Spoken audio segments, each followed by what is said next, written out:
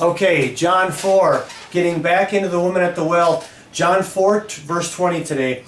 We left off talking about Jesus doing the most loving thing he could do. He met the woman right at her sin. Go get your husband. Right? Go get your husband.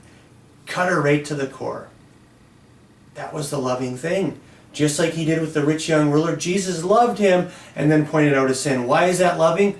Because there's no grace, there's no salvation without the putting away of sins, without the forgiveness of sins. And only Jesus can take the sins away.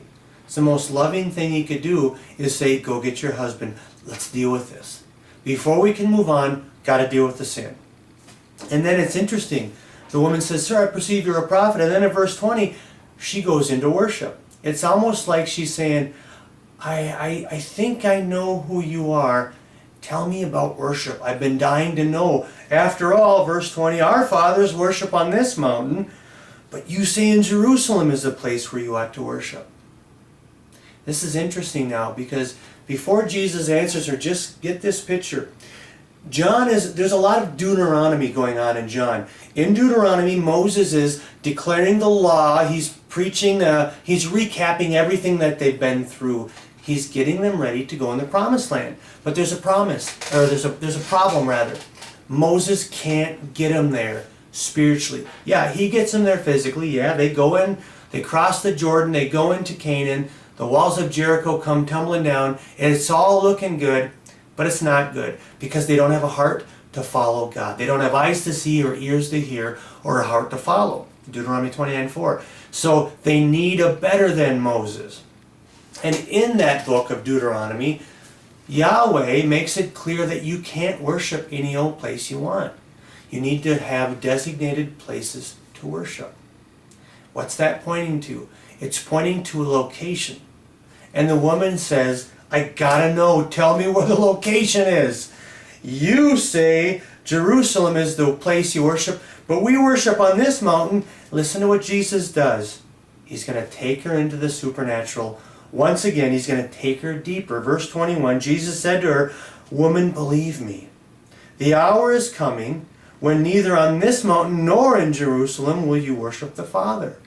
All right, you're going to have to tell me more, though, because I got to know where. Because now you're confusing me, Jesus. Now it's not there or it's not here. Verse 22, you worship what you do not know. We worship what we know, for salvation is from the Jews. Now listen to what Jesus says next. But the hour is coming, comma, and is now here. Powerful statement. Game on. The day of the Lord has come, is what he's saying. The hour is coming, comma, and is now here. For what? Well, the hour is coming and is now here when the true worshipers will worship the Father in spirit and truth. For the Father is seeking such people to worship him. God is spirit, and those who worship him must worship him in spirit and truth. God's looking for true worshipers.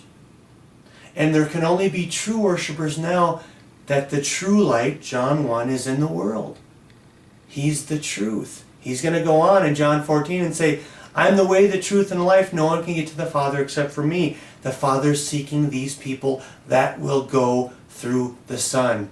Where's the location? Where is Mount Zion? It's a person. It's Jesus. Where is the Israel of God? Where is the New Jerusalem? It's a person. It's Jesus. Remember John 2? See that temple? Jesus says, tear it down in 3 days, I'll rebuild it. Where's the temple? It's a person. It's Jesus.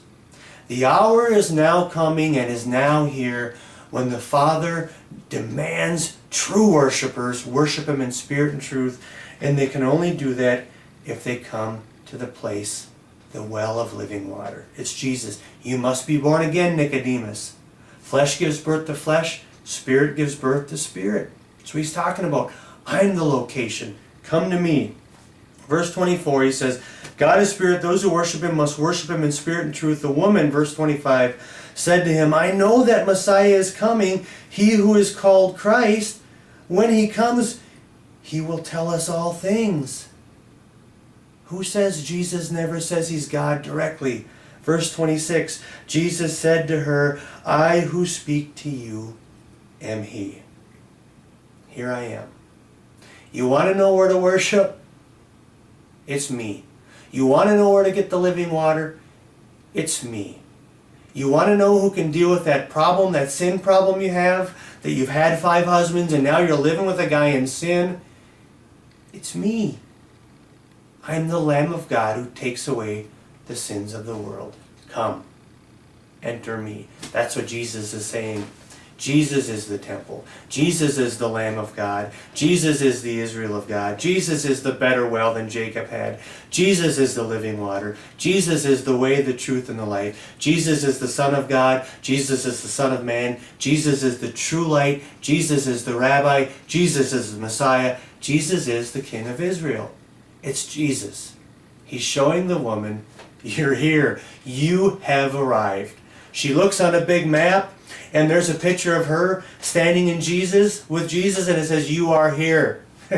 She's arrived.